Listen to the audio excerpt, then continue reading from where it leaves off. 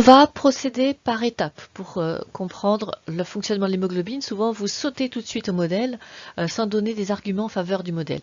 Donc nous allons commencer par décrire, du point de vue fonctionnel, ce qui se passe lorsque l'oxygène est fixé par l'hémoglobine. Et cette description fonctionnelle est décrite par le terme de coopérativité. Donc ce sont des expériences en labo où l'expérimentateur choisit la pression partielle en oxygène, il la fixe à la valeur qu'il veut, donc vous l'avez ici en millimètres de mercure et puis vous l'avez de façon un petit peu plus moderne en kilopascal sur la ligne du haut, c'est toujours la pression partielle en oxygène. L'expérimentateur fait ce qu'il veut, donc ici il a choisi de partir de 0 et d'aller jusqu'à la pression partielle qu'on a dans les alvéoles, 13,3 kPa. Et on va regarder quelle est la proportion d'hémoglobine qui a fixé de l'oxygène. Donc ça c'est avec le principe d'absorbance que je vous ai montré tout à l'heure. On fait une mesure à deux longueurs d'onde différentes de façon à détecter l'hémoglobine rouge vif qui a fixé l'oxygène et l'hémoglobine qui est bordeaux, rouge foncé, qui n'a pas fixé l'oxygène. Et en regardant les proportions des deux, on a la saturation d'oxygène, donc le pourcentage de molécules d'hémoglobine associées à l'oxygène. On laisse le système s'équilibrer, mais vous avez vu qu'il suffit de 250 millisecondes, donc de toute façon, ça va s'équilibrer sans aucun problème. Et on prend des mesures à chaque fois, pour chaque valeur de pression partielle en oxygène, on prend des mesures. Donc quand on est à 13,3 kPa, on a une saturation qui est complète. Et puis ensuite, si on prend par exemple 6,5 kPa, on a une saturation qui est incomplète, ici, et ainsi de suite. Alors ce qui intéresse beaucoup les physiologistes, c'est pour quelle valeur est-ce qu'on aura la moitié des molécules qui auront fixé l'oxygène et la moitié qui n'auront pas fixé l'oxygène. Donc eux, ce qui les intéresse, c'est ce qu'on appelle la P50, et on va regarder pour quelle pression partielle en oxygène, est-ce qu'on a 50% de l'hémoglobine qui est fixée, qui est saturée. Donc ici, on nous dit que pour l'hémoglobine, pardon, j'ai pris la courbe bleue, mais c'est la courbe verte qui nous intéresse. Pour l'hémoglobine normale d'un adulte, il faut un petit peu plus de 25 mm de mercure, donc aux alentours de quelque chose comme 4-5 kPa, pour avoir 50% de l'hémoglobine d'un adulte qui a fixé de l'oxygène. Si on prend la molécule myoglobine, qui n'existe pas dans le sang, elle s'appelle myo, c'est pas pour rien, elle s'appelle myo parce qu'elle est dans les muscles, et l'hémoglobine s'appelle hémo parce qu'elle est dans le sang. Donc elles ne sont pas du tout au même endroit.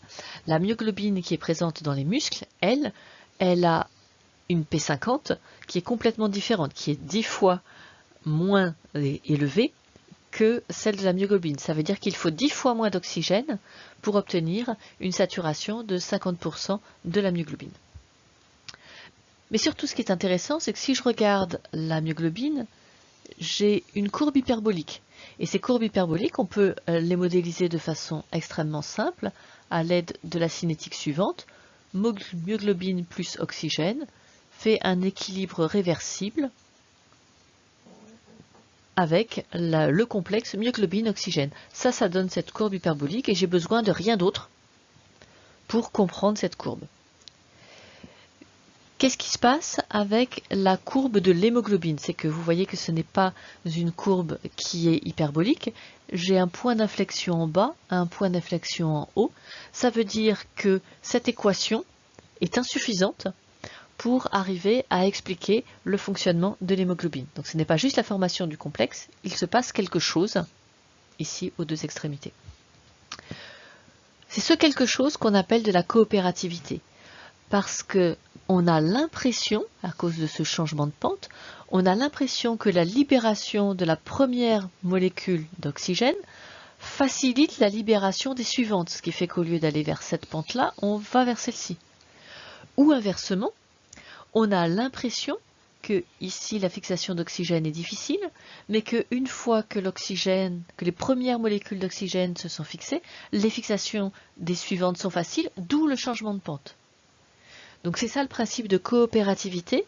On a l'impression qu'un ligand, la fixation d'un ligand sur l'hémoglobine facilite la fixation des ligands ultérieurs, ou qu'inversement, la libération d'un ligand facilite la libération ultérieure des autres ligands.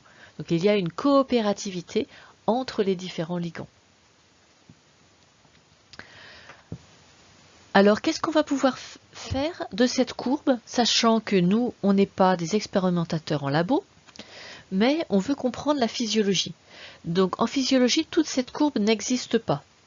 En physiologie, on sait qu'on a 13,3 kPa, ça existe, c'est du poumon. Qu'est-ce qu'on a d'autre? Eh bien, on a entre 1 et 5 kPa, ça existe, ce sont les organes. Mais on a vu en faisant le schéma de la circulation que le sang qui sort des poumons passe dans des veines, dans des artères avant d'arriver aux organes. Donc il n'est pas modifié. Et inversement, le sang qui revient des organes passe dans des veines et dans des artères, il n'y a pas de capillaire, donc il n'est pas modifié en allant aux poumons. Donc si je le dis autrement, toute cette zone, et en fait celle-ci aussi, toutes ces parties de la courbe, c'est de l'amusement de l'expérimentateur. L'expérimentateur a fait ça pour comprendre comment fonctionnait sa molécule, mais dans un corps, ça n'existe pas. Les seules parties qui existent dans un organisme, c'est qu'est-ce qui se passe à 13,3 kPa dans les poumons, qu'est-ce qui se passe entre 1 et 0,5 kPa dans les organes pour l'hémoglobine, et la myoglobine, elle est dans l'organe. Donc faites attention avec cette courbe, vous y êtes assez familier, mais souvent vous ne la replacez pas bien dans son contexte. On ne peut pas utiliser toute la courbe, et en particulier ici, ce n'est pas ce qui se passe dans la circulation, dans les artères ou dans les veines. Il n'y a pas d'échange entre les artères, les veines et leur milieu extérieur. Artères et veines, c'est juste du tuyau, donc n'attribuez jamais cette portion de la courbe entre 13 et 5 kPa à une artère ou à une veine. Alors maintenant, on va essayer de comprendre pourquoi est-ce que l'hémoglobine a cette particularité de faire de la coopérativité. Donc on a vu la fonction et désormais on descend vers la structure. Donc la première chose à comprendre, c'est de quoi est constituée l'hémoglobine, et pour ça, on va faire migrer l'hémoglobine en conditions dénaturantes. En conditions dénaturantes, on obtient une seule bande. Ce qui nous aurait peut-être amené à penser que cette protéine est constituée d'une seule et unique sous-unité. Mais en fait, ce n'est pas le cas. C'est juste qu'on a la malchance que les deux sous-unités fassent à peu près la même taille. Donc pour montrer qu'il y en a deux, on passe en conditions non dénaturantes. Essayez de comprendre pourquoi est-ce que, puisque j'ai une seule bande, de 140 acides aminés, donc 16 kilodaltons en conditions dénaturantes. Pourquoi, en passant en conditions non dénaturantes, j'espère pouvoir séparer les deux sous-unités? Prenez le temps de réfléchir, mettez en pause.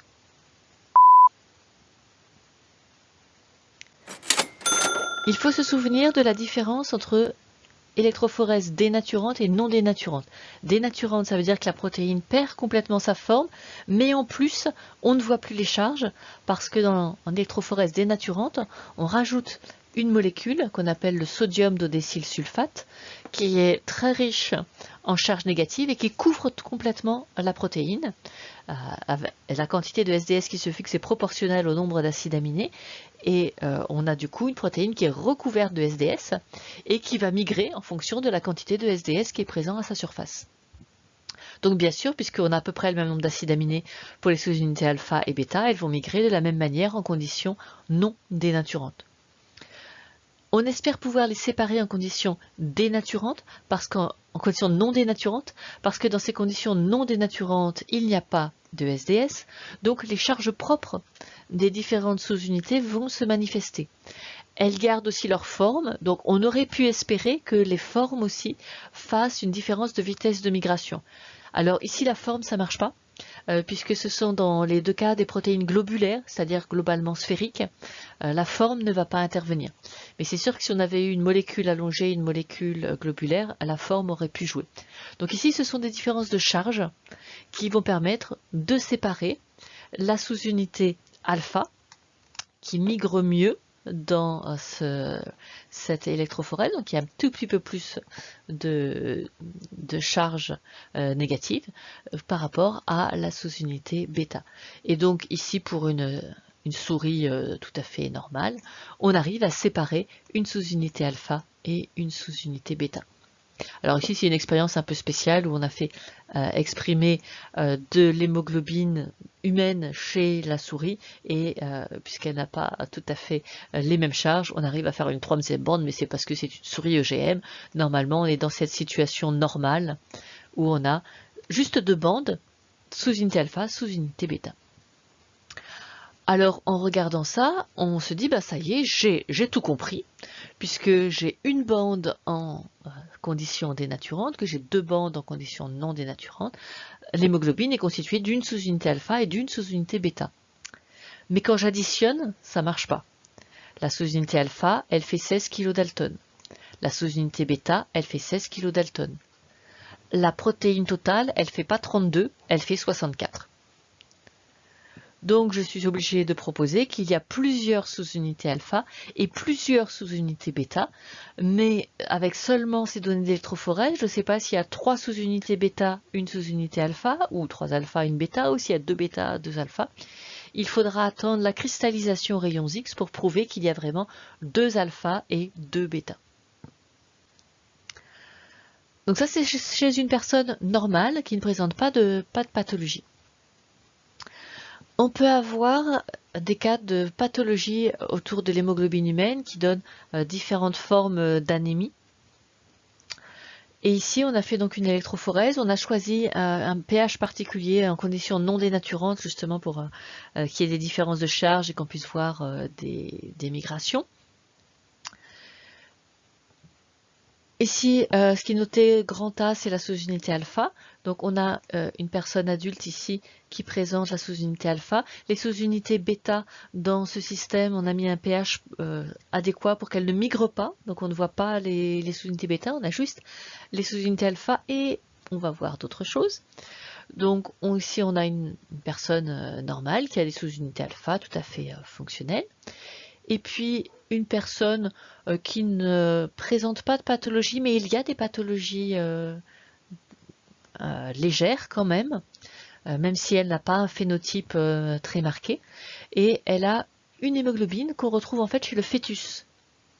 Alors quand on voit cette persistance de l'expression génétique de l'hémoglobine fœtale, c'est souvent le signe qu'il y a en fait une pathologie autour des problèmes d'hémoglobine. Et l'hémoglobine fœtale, au lieu de cesser de s'exprimer à la naissance, elle continue de s'exprimer et elle compense certaines mutations. Donc il arrive souvent que l'hémoglobine bêta soit mutée, dans les cas de thalassémie par exemple, et les personnes expriment une hémoglobine fœtale qui leur permet en fait d'avoir un phénotype presque normal, en tout cas beaucoup moins sévère que ce à quoi on pourrait s'attendre, parce que finalement elles vont avoir quelques molécules fonctionnelles, mais qui fonctionnent avec cette hémoglobine fœtale, au lieu d'avoir uniquement de l'hémoglobine adulte. Et puis surtout celui que je voulais vous montrer, c'est la piste 4, où on a un mutant que vous connaissez déjà, un mutant qu'on appelle le mutant drépanocytaire, avec deux allèles S, S pour sickle cell, puisque ce sont des cellules de globules rouges qui se mettent en forme de faucilles, qui a donné le nom à la pathologie. On appelle ça anémie falciforme, une anémie dans laquelle l'hémoglobine prend des formes de faucilles. Et c'est votre exemple classique de mutation d'un seul nucléotide qui aboutit à un phénotype bien marqué qui est l'anémie falciforme. Et ça se produit chez les personnes qui ont qui sont homozygotes pour cet allèle S de l'hémoglobine. Et souvent dans leur famille, on trouve des personnes qui sont en fait des personnes hétérozygotes qui peuvent avoir un allèle normal et un allèle muté. Donc il existe plusieurs pathologies de l'hémoglobine que l'on arrive à repérer par ces phénomènes d'électrophorèse. Alors c'est pas au programme, la seule chose au programme c'est l'anémie falciforme. Là c'est un exemple très classique et qui vous sert à montrer qu'il y a un lien entre génotype et phénotype. Ici, on a le modèle classique de l'hémoglobine tel qu'il a été établi avec la cristallisation rayons X dans un premier temps et puis confirmé par l'ARMN à l'heure actuelle. Donc deux sous-unités alpha, deux sous-unités bêta. Ces sous-unités forment des éléments linéaires constitués d'une vingtaine d'acides aminés nommés hélice alpha. Donc ça, il faut que vous alliez revoir la structure en hélice alpha et que vous soyez capable de la dessiner en montrant bien que les chaînes latérales d'acides aminés sont sur les côtés, à l'extérieur de l'hélice, et que ce qui maintient l'hélice, ce sont les liaisons peptidiques qu'il y a entre les différents tours d'hélice, et qu'il ne peut y avoir d'hélice alpha que si les chaînes latérales qui sont les unes au-dessus des autres ne se repoussent pas, parce qu'elles auraient la même charge, ou ne sont pas avec un encombrement trop important. Donc certes, il y a une contrainte à cause de la nature de la chaîne latérale sur les hélices alpha, mais les hélices alpha n'interviennent pas directement dans la stabilisation. Ce sont les liaisons hydrogènes à l'intérieur de l'hélice alpha sont dues aux liaisons peptidiques. Après, le tout peut être stabilisé par des interactions entre les chaînes latérales, mais c'est en fait secondaire. Donc ici, nous n'avons que des hélices alpha. Il n'y a pas de feuillet bêta dans l'hémoglobine. Ces différentes hélices alpha vont faire un espace hydrophobe, puisque les chaînes latérales qui vont toutes vers le centre sont hydrophobes. Et dans cet espace hydrophobe, on trouve l'hème, et ce qui est représenté ici par un disque bleu. Et puis au centre de ce disque bleu, on a l'atome de fer. Donc la structure est la même pour les chaînes alpha et pour les chaînes bêta.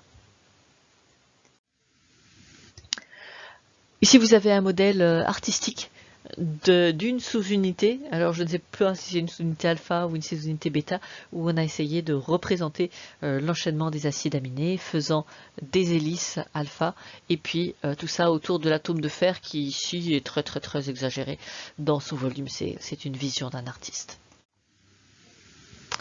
Alors, approfondissons cet exemple de l'anémie falciforme, puisque pour qu'on puisse vraiment aller du génotype au phénotype et qu'on ne saute pas quelques étapes. Donc, le génotype, c'est une mutation ponctuelle, donc un seul et unique nucléotide, mais cette mutation ne tombe pas dans la redondance du code génétique, donc ça change l'acide aminé associé, et on a un acide aminé de type glutamate, donc chargé, qui se transforme en valine, qui n'est pas chargée, qui est une chaîne aliphatique, qui est même hydrophobe. A priori, quand on regarde la structure de l'hémoglobine S, ça n'a pas l'air de changer grand-chose. Donc ça veut dire que si vous vous arrêtez là, on ne voit pas vraiment comment ce changement d'acide aminé a un lien avec le phénotype, puisque globalement, vous voyez, si on compare les deux en termes de cristallisation, il ne se passe pas grand-chose. Il va se passer quelque chose uniquement dans les veines. Donc quand ils disent manque d'oxygène, on a l'impression que c'est la personne qui manque d'oxygène. Non, c'est pas ça. Le phénomène ne se voit que dans les veines. Donc ça, c'est quelque chose qu'il va falloir expliquer. Parce qu'il y a un changement de conformation lors du passage le long des organes, et en particulier lors de la perte d'oxygène. Il y a un changement de conformation de l'hémoglobine qui met en valeur l'acide aminé muté, donc qui maintenant n'est plus un aspartate, mais une valine. Ce qui fait qu'il peut y avoir des interactions entre les sous-unités bêta mutées. Il y a des interactions possibles entre des sites hydrophobes et le site contenant la valine. Et ces interactions sont assez puissantes, ce qui fait que les différentes molécules d'hémoglobine, ici c'est une seule molécule d'hémoglobine, les différentes molécules d'hémoglobine s'associent entre elles et polymérisent en faisant des sortes de filaments. On les retrouve ici, ces sortes de filaments. Et ces filaments d'hémoglobine vont déformer la cellule, puisque on a un cytosquelette sous-membranaire de l'hématie, mais il est assez souple. Cette polymérisation qui a lieu donc seulement dans les veines, seulement pour la désoxyhémoglobine, déforme complètement l'hématie et lui donne cette forme caractéristique en faucille, ce qui a donné le nom de la maladie. Alors là, on comprend le falciforme, mais on ne comprend pas anémie. Pourquoi est-ce que le phénotype est un phénotype qui va jusqu'à l'anémie?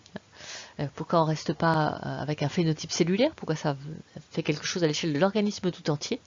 C'est que un certain nombre d'hématies ne reprennent pas leur forme normale en repassant dans les poumons. Elles restent sous cette forme en faucille, et ce qui fait que quand elles repassent dans la circulation systémique, elles peuvent passer à travers un organe qu'on appelle la rate, et la rate détruit tous les globules rouges qui sont anormaux. Et là, la forme est anormale, ces globules sont reconnus et sont détruits.